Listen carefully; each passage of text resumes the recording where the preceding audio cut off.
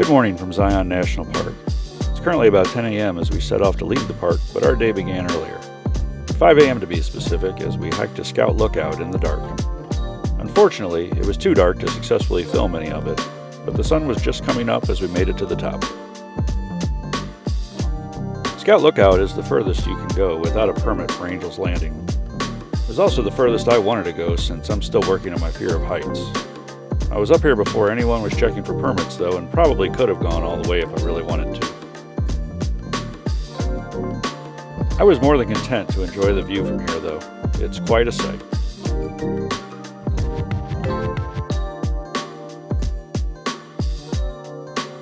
Have you ever hiked to Scout Lookout or Angel's Landing? Share your experiences in the comments below.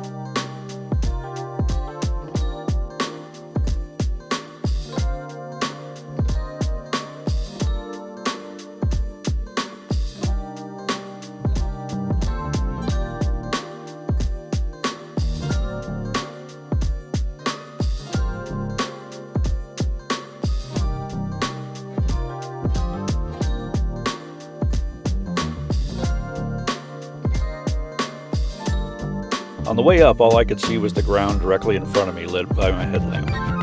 On the way down, I realized this was probably a good thing. This trail is steep and has big drop-offs on the sides. While I hiked to the trailhead from the lodge, I grabbed the shuttle back, just in time to shower, eat breakfast, and hit the road, which brings us right back here. Today we're leaving Zion and heading to Bryce Canyon National Park. We're leaving Zion with our battery at 91%. This is more than enough to get us to Bryce. We're headed back the way we came yesterday, on Utah 9, returning to Mount Carmel Junction, and continuing up US 89.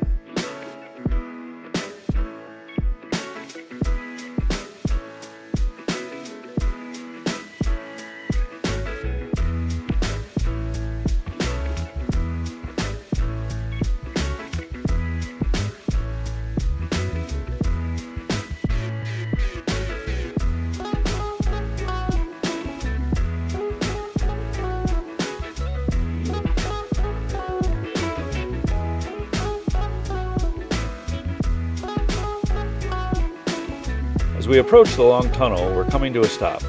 This is due to an oversized vehicle going through the tunnel. Due to how tight the tunnel is, oversized vehicles need to drive down the center of the tunnel. There's a fee if you need this service, so make sure to check the park website if you're towing a trailer or bringing an RV.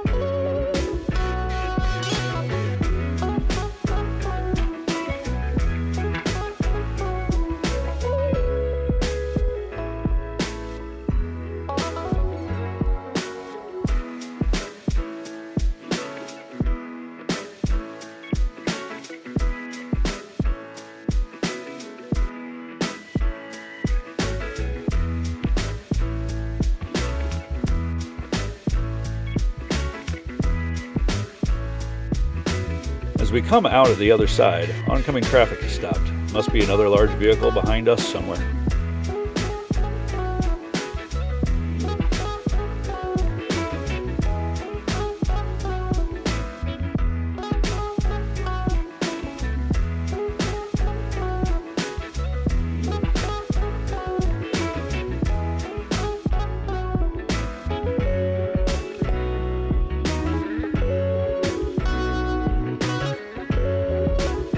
Here's the line to get into the park today.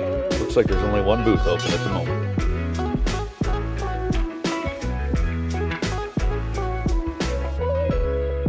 We're back on US 89 and headed north. We'll be taking this to Utah Scenic Byway 12.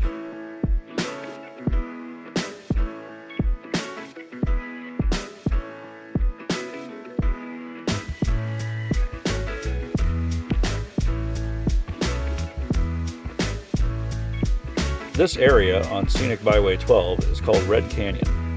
Red Canyon is a stunning prelude to the unique landscapes we'll see in Bryce Canyon.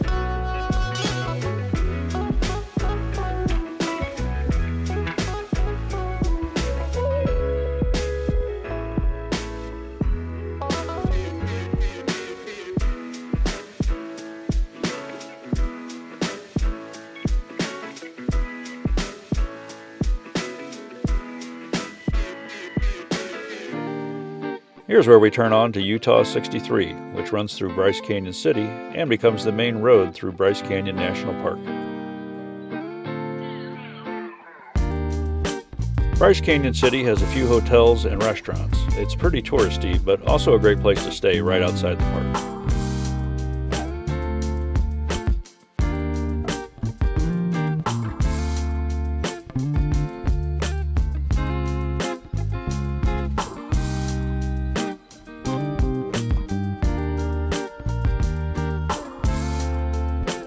Here's the Bryce Canyon sign. Time to grab the obligatory park sign photo.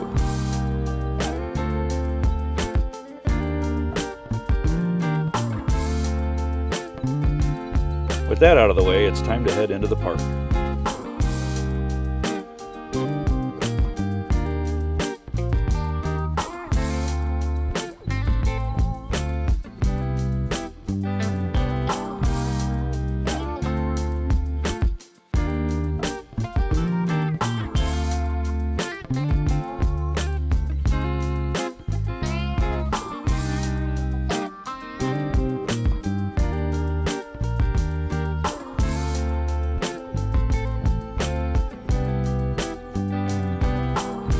This is a Saturday in mid-April. It's just about 1 p.m., so our timing here is pretty bad. Hopefully there's parking at the visitor center.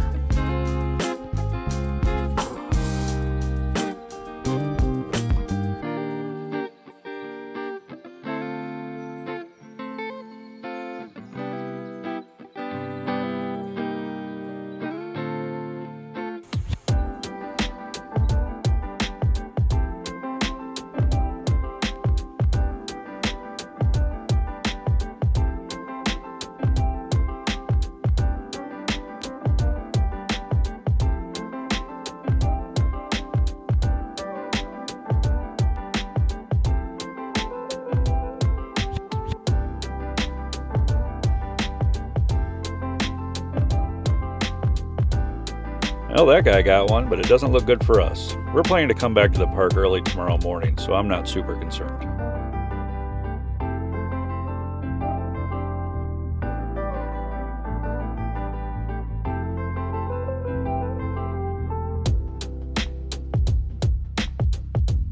Let's move on and see if we have better luck somewhere else.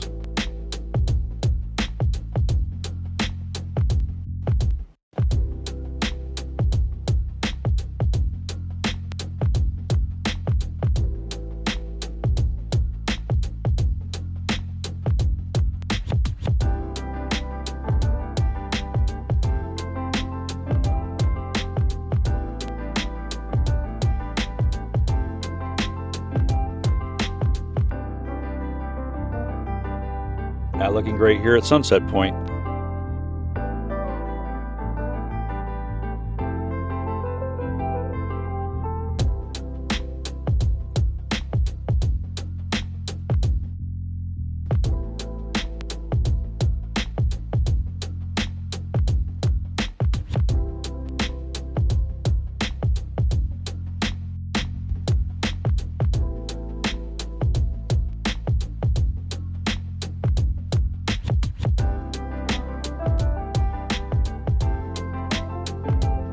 Let's try Inspiration Point.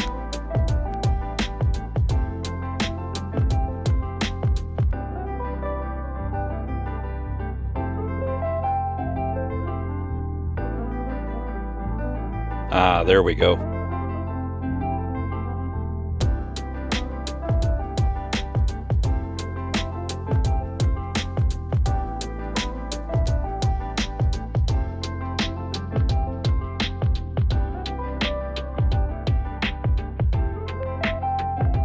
We walked over to Inspiration Point to take in the views and grab a few photos.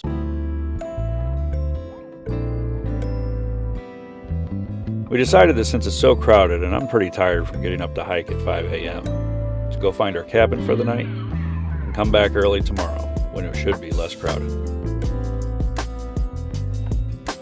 Back on Scenic Byway 12, we're heading to Tropic, Utah, about 20 minutes outside the park. This is where we will stay the night. We stayed the night in a cabin at Bryce Canyon Inn in Tropic, and it was great. They have a nice coffee shop on site and 5 EV chargers. Today we traveled 108 miles. We spent 2 hours and 55 minutes driving. The charger at the cabin added 43% back to the battery in 3 hours and 52 minutes. In the next episode, we'll be heading back to Bryce Canyon before moving on to the town of Escalante. Spoiler alert, it's much quieter on Sunday morning. Make sure to subscribe and hit the bell icon so you don't miss our next electric road trip adventure. Thanks for watching.